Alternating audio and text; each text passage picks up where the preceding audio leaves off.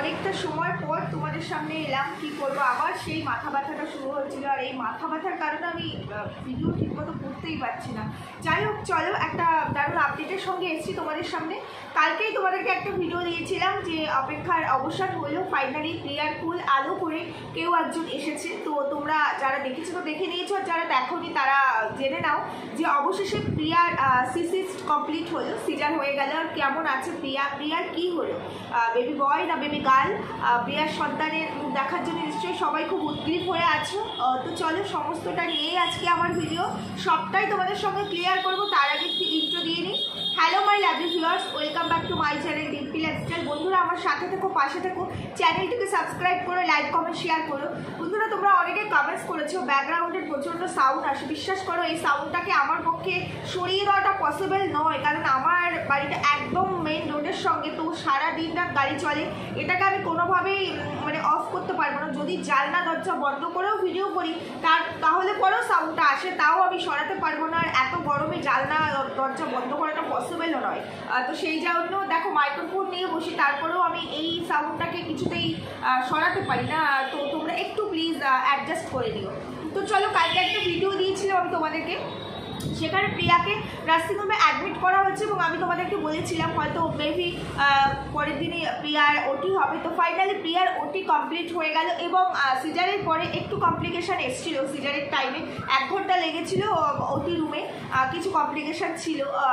তো সেই কারণে তো ওখান থেকে বার করার পরেও একটু সমস্যা হচ্ছিল, আর পেইন তো হচ্ছিল, যেহেতু সিজার বুঝতেই পারছো। তো পেইনটা তো হবেই, অনেকটা কাটার একটা ব্যথা তো থাকবেই, তাই না?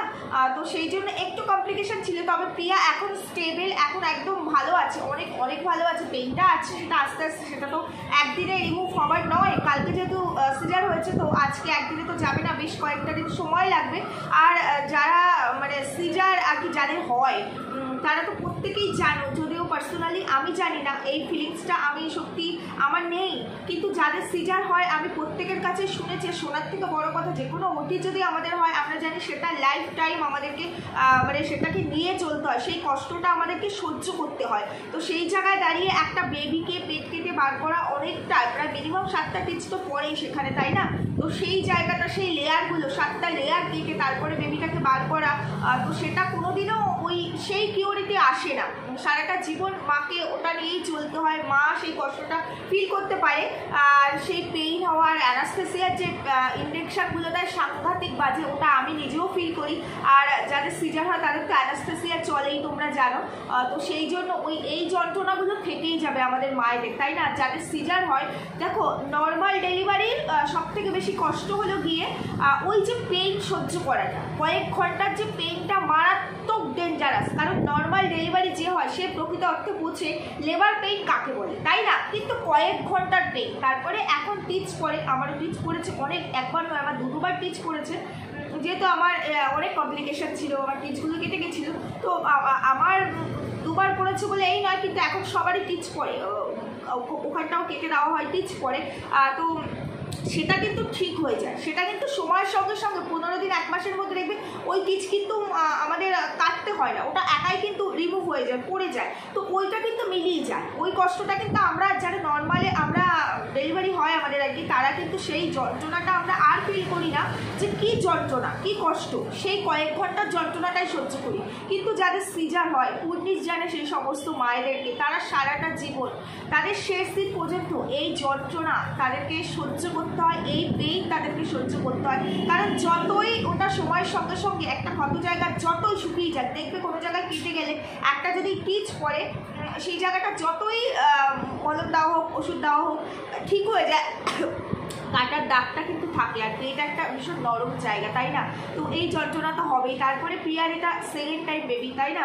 এর আগেও প্রিয়ার সিজার হয়েছে, 2-2বার সিজারের এই যে যন্ত্রণা, এই যে কষ্ট, এটা তো ফিল করছে প্রিয়া, তার এটা তো থাকবেই। তো সেটাই হচ্ছে কথা। সেই জায়গা ধরে ঘরে যাও, ঘরে আছে। তো সেই জায়গা ধরেই আর কি এতটা কষ্ট সহ্য করতে হচ্ছে ওকে, আর এটা করতেই হবে। মা হওয়া, কথাতে বলে না, মা হওয়া তো মুখের কথা, মা হতে গেলে একটা মেয়েকে তার জীবনের মূল্য চোকাতে হয়, তাই না বলো? তারপরে একটা সন্তানকে আমরা এই পৃথিবীর আলো দেখাই।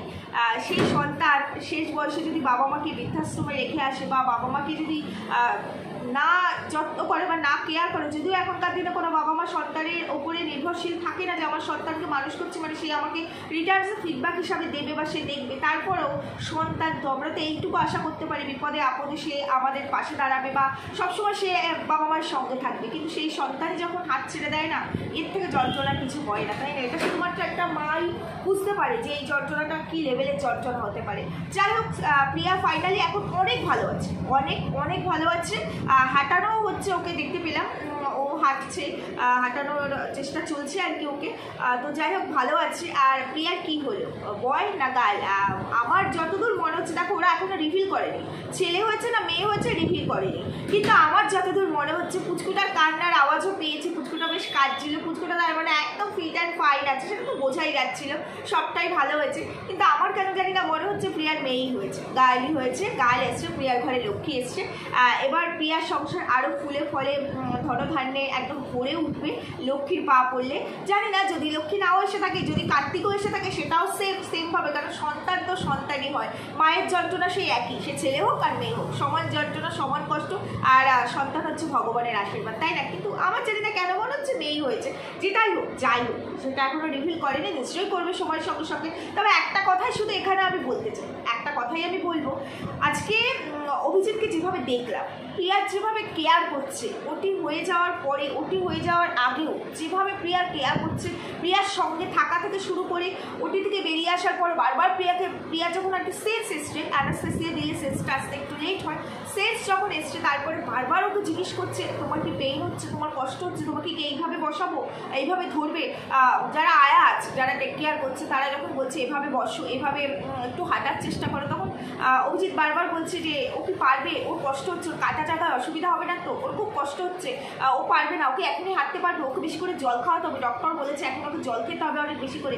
খাবারটা যখন দিল, ভাত ডাল, এখন তো একদম নরম জিনিস দিতে হবে, মানে শক্ত কিছু খাবার তো দেওয়া যাবে না, যেহেতু ইয়ে আছে, টিচ আছে, তো তখন বারবার অভিজিৎ বলছে আমি খাইয়ে দিচ্ছি, তুমি কি পারবা, তোমার কষ্ট হবে, তুমি কি আরেকটু উঠিয়ে বসাবো, এইভাবে বসাবো। তারপরে ফাইনালি প্রিয়া চেষ্টা করেছিল, যেহেতু এক হাতে স্যালাইন চলছে, অসুবিধা হচ্ছিল, তারপরে পারেনি যখন, তখন অভিজিৎ কিন্তু ওকে খাইয়ে দিল। এই জিনিসটা ভীষণ ভালো লাগে।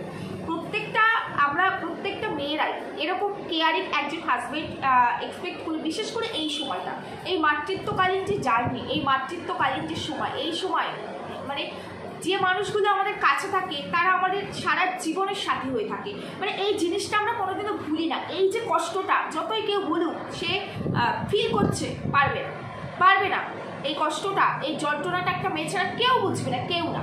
আর যেই জায়গা থেকে বেরিয়ে যায়, সে আস্তে আস্তে হয়তো ভুলে যায়। এমন অনেক মানুষ আছে, বিশেষ করে শাশুড়িদের কথা যদি বলতে হয়, বেশ কিছু এরকম শাশুড়ি আছে যারা বৌমা দেখে নিজের মেয়ের মতো ভালোবাসে, পার্সেন্টেজ খুব কম। আবার এমন অনেক শাশুড়ি আছে যারা নিজেরাও মা হয়, তারপরেও বৌমাদের মাতৃত্বকালীন এই জার্নিটা বোঝে না, ভাবে বৌমা তো টেকিং ফর গ্রান্টেড, এদের আবার কিসের কষ্ট, কোনো কষ্টই নয়। কিন্তু এই সময় মেয়েদের এই যে প্রেগনেন্সি টাইমটাতে যদি কেউ তাদের সাথে খারাপ ব্যবহার করে, কোনো মেয়ে কোনো দিনও তাকে ক্ষমা করতে পারে না, কোনো দিনও ভুলতে পারে না, সত্যিই তাই। এই সময়টা আর বাকি সমস্ত কিছু ভুলে গেলেও আমরা মেয়েরা এই টাইমটা ভুলতে পারি না, কখনোই না। কেউ যদি আমাদের একটা কটু কথা বলে অকারণে, আননেসেসারি, কেউ যদি আমাদের সাথে খারাপ ব্যবহার করে, আমরা কিন্তু ভুলতে পারি না।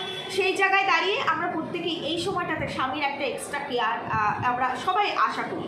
আর আই হোপ প্রত্যেকটা হাজব্যান্ড সেটা করার চেষ্টাই করে, কয়েকজন বাদ দিয়ে। কিছু মানুষ তো থাকবে, দেখো বিপরীত তো থাকেই, তাই না, ব্যতিক্রম থাকবে সব কিছু, তাই না?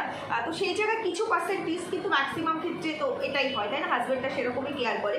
তো এখানে দেখলাম অভিজিৎ ভীষণ কেয়ার করছে আর খুব টেনশন। প্রিয়াও বলছিল, অভিজিৎ বারবার জিজ্ঞেস করছিল যে তুমি ওটিতে যাওয়ার আগে এতটা টেস্ট কেন ছিলে, এত ভয় কেন পাচ্ছিলে? প্রিয়া বলছে খুব টেনশন তো হচ্ছিল, যেহেতু একটা বেবি আছে, ওটিতে যাচ্ছি, কী হবে, সেখান থেকে আমি আবার মানে রিটার্ন আসবো কিনা। তার প্রত্যেকটা মেয়ের মধ্যে এটা কাজ করে, যে বেবিটা আসছে তাকে আমি ঠিকমতো যত্নান্তি করতে পারবো কিনা, এগুলো তো মায়েদের মনের মধ্যে চলে, তাই না, এগুলো অভাব ছিল। তো সেমভাবে অভিজিতেরও খুব টেনশন হচ্ছিল, কারণ স্বাভাবিক স্ত্রী এরকম কন্ডিশন, যাতে সে ভালো থাকে, সন্তান ভালো থাকে, তারপর তাদের একটা সন্তান আছে, আয়ুষ আছে। সেই জায়গায় দাঁড়িয়ে এত কিছু দেখার পর আজকে কোনো নেগেটিভ কথা বা কোনো পাস্ট নিয়ে আমি কথা বলতে চাই না। শুধু একটা প্রশ্ন আমার মনে এসছে, সেটুকুই তোমাদের সঙ্গে আমি শুধু একটু শেয়ার করতে চাই।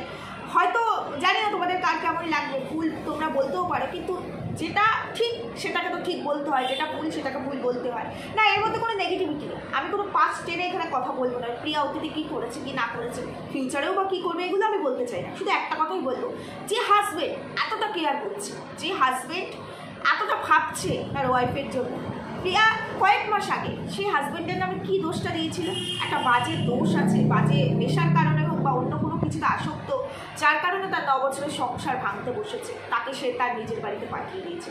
এগুলো একটু ভেবেচিন্তে বলা উচিত। হ্যাঁ, আমরা সবাই ক্রিয়েটার, এখান থেকেই আমাদের আর্ন করতে হয়, বিশেষ করে ওদের প্রফেশনটাই এটা, ওদের এটার ওপরে ওদের সমস্তটা ডিপেন্ডেবল, তাই না, সমস্তটা ডিপেন্ড করে। তার মানে এই নয় যে আমি এখান থেকে প্রফেশনালি, এটা আমার প্রফেশন, এখান থেকে আর্ন করছি মানে আমি আমার সব থেকে কাছের মানুষটিকে সবার সামনে ছোট করে আমাকে রিচ বাড়াতে হবে, আমাকে আর্ন করতে হবে। যদিও ওটা ধুপেটে কিনে আমরা সবাই বুঝতে পেরে গেছিলাম, কারণ এরা কন্টেন্টের জন্যই সব কিছু করে, তো সবটাই কন্টেন্ট, তো সেটাই করেছে। কিন্তু দেখো, কন্টেন্টের জন্য বাকি কোনো কিছু করা, কিছু একটা ক্রিয়েট করে এখানে দেখানো, এক্সট্রিম করা, ক্লিকবেট খেলা, সেটা একরকম। কিন্তু আমার যে জিনিসটা নেই, মানে ঘরের মানুষের সব থেকে কাছে, ধরো সেটা আমার স্বামী হোক বা আমার স্ত্রী হোক, তার চরিত্র নিয়ে একটা কিছু বলা, তারপরে আমি ইনকাম করা, এটা মানা যায়। এটা হচ্ছে কি সব থেকে নোংরামের পরিচয়, এটাই বলবো। যেখানে ওদের কারো ক্যারেক্টার নিয়ে আজ পর্যন্ত কেউ কিছু বলতে পারে না, ক্যারেক্টারের দিক থেকেই নো ডাউট ভালো, অন্যান্য ক্ষেত্রে সেটা অভিনয় করা হোক, নাটক করা হোক, পয়সার জন্য যা কিছু করা হোক করুক, ক্যারেক্টার নো ডাউট ভালো।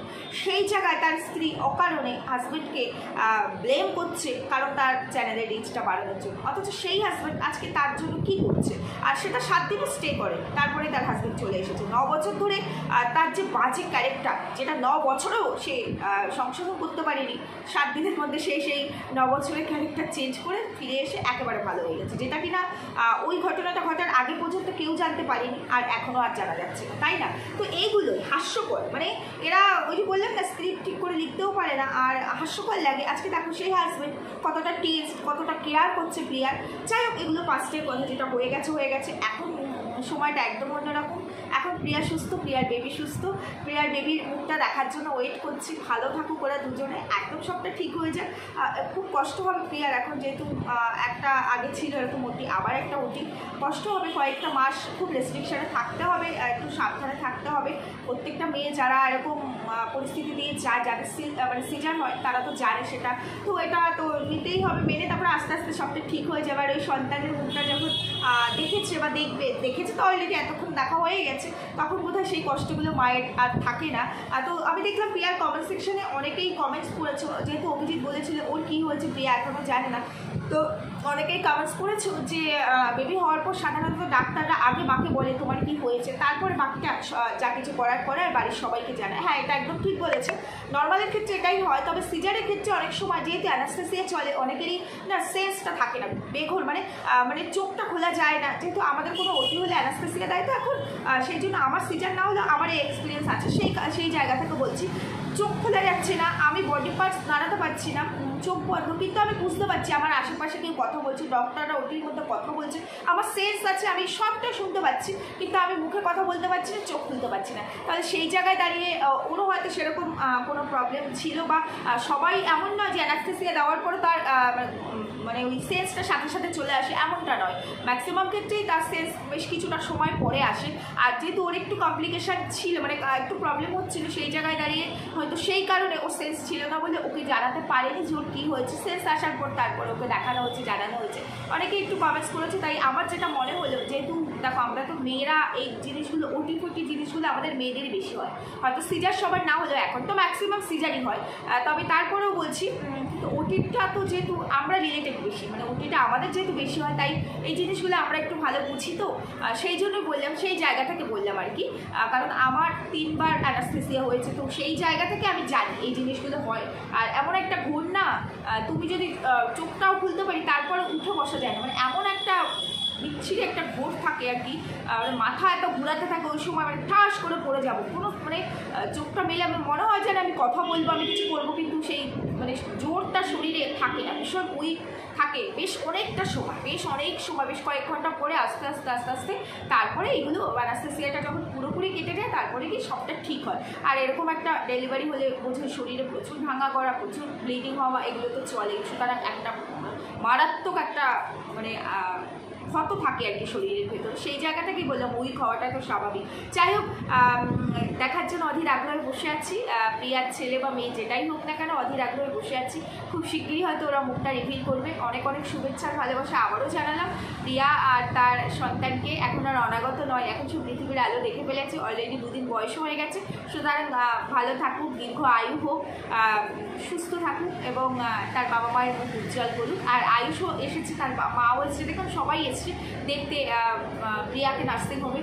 সবাই খুব খুশি, আয়ুষও ভীষণ খুশি তার পুচকু ভাই হোক বা বোন হোক তাকে দেখার জন্য। সবটা মিলিয়ে মিশিয়ে ভীষণ ভালো লাগলো ব্লগটা।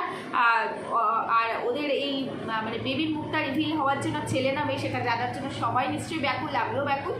সেই আগ্রহে বসে আছি। তো ওদের বাকি দিনগুলো খুব ভালো হোক, ভালো কাটুক। আর কয়েকটা দিন হয়তো থাকতে হবে প্রিয়াকে নার্সিং হোমে, তারপরেই ওকে ওখান থেকে ছাড়বে। 4-5 দিন তো থাকতেই হয় মিনিমাম, তারপরে ছেড়ে দেবে। তো যাই হোক, তারপরে তো আমরা তো দেখতেই পাবো, রোজের আপডেট তো রোজ পাবো। যাই হোক বন্ধুরা, কেমন লাগলো আমার আপডেটটা জানিও। সুস্থ থাকো, ভালো থাকো, দেখা হচ্ছে পরবর্তী ভিডিওর সঙ্গে। এখানেই রাখছি, টাটা।